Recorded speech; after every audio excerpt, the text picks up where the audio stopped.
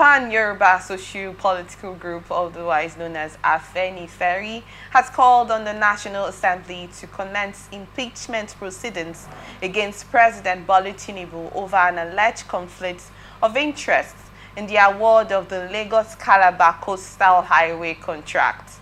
The leader of the group, Olaitan, in an interview with newsmen, condemned Tinubu's recent public declaration that the contractors handling the project, Gilbert Chaguri, was his partner during the inauguration of the 30-kilometer Phase 1, Section 1 of the Coastal Highway project. President Tinubu, while inaugurating the project last Saturday, praised the Chaguru-led high-tech construction company for its work on the road, which he described as a symbol of courage and commitment. To the contractors and my partner in daring, it was tough for us. We came together to tame the Atlantic, Tinubu said. Commenting on Tinubu's statement, Oba Olaitan expressed disappointment at what he described as a blatant admission of conflicts of interest, stating that the road was awarded without competitive bidding and appeared tailored to benefit the privately owned Eco-Atlantic city. He also questioned the rationale behind commissioning just a small portion of the highway, suggesting the government may have no further intention of pursuing the full stretch once the path leading to Atlantic City is done. Calling on lawmakers to take action, Olaitan said the National Assembly must prove that it is not complicit. If they are truly independent, they must act now. We cannot condone this. This is not how to run a democracy. The president has admitted to a breach of public trust. You understand what's going on here? Yes. Well, do you think this decision by the president to actually, give those contracts to the alleged partner is a cause for an impeachment? Well, nothing surprises me in Nigeria anymore, and I wonder who the people who are going to impeach him. Is it the National Assembly, the present one, or do we have a National Assembly? Are they going to get some people from maybe from another country? I don't know, but is that going to work? Well, let's see how it goes. But if we could go with the laws of science, gravity and all that, you discover that it might not hold waters, actually. The fact is that in a democratic setting, we should have the National Assembly, they're the legislature. There should be checks and balance in the checks and balances in the system, where the National Assembly, they're not just there as rubber stamp, but they are there not because they hate the president or they hate the executive, but they're there to ask questions. In the United States of America, where they have the Republicans as majority in the Senate, Republicans as majority in the House of Representatives, and the Republican President Donald Trump, you still have members of the Republican Party that are members of the House of Representatives question the president, ask questions. There are disagreements. Does it mean they hate the president? No. But they are looking out for how there can be checks and balances to ensure that democracy is strengthened.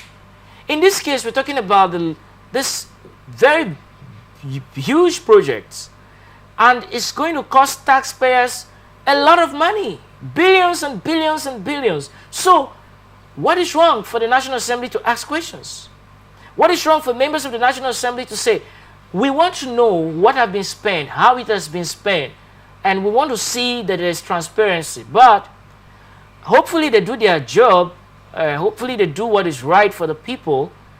As for the question of if the impeachment is going to work, I doubt it. I doubt it with this. I'm trying to be very, very, very moderate. Yeah, I'm trying to be very moderate, but I doubt it. Yeah. Okay, I wanted to, come back to that statement you made of, democracy falling into place. Oftentimes, I keep asking that question, do we still practice democracy as a country? Because I'm not going to be on any side. It's the same question, just as this Pan-African group has come to make their voice is heard. I'm sure most Nigerians are also asking the question. It's just like when a teacher has a favorite student in her class, and there is a competition in the school, and you're supposed to make a selection, and you just handpick one of them, and instead of giving them probably a test of knowledge or something to actually pick the best out of it. In that instance, I really want to get your thoughts still on democracy, and I want to get your thought diplomatically, like you stated.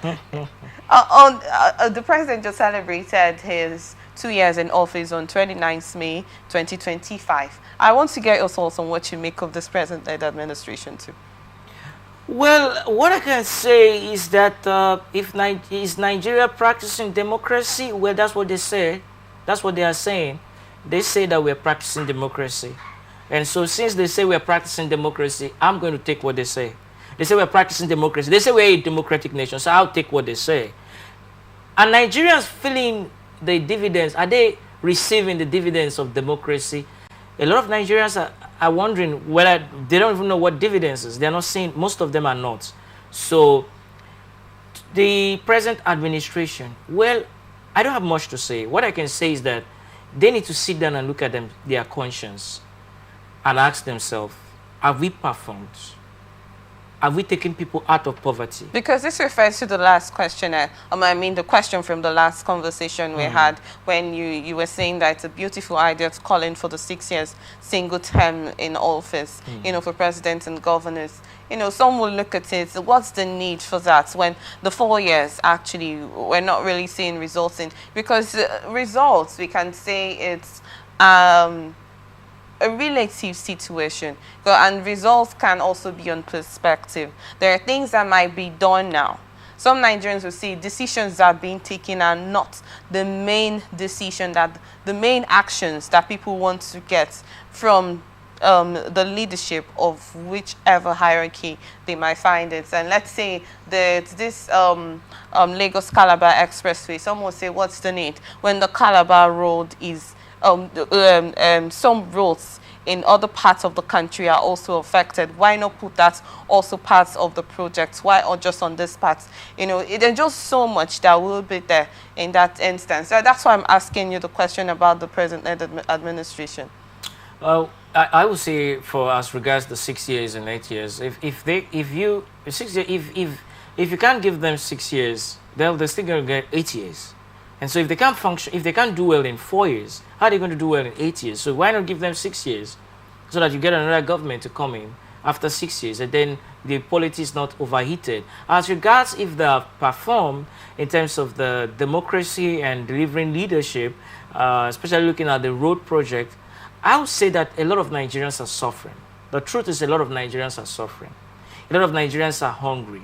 A lot of Nigerians are in pain. A lot of Nigerians are in poverty. A lot of Nigerians are living in despair.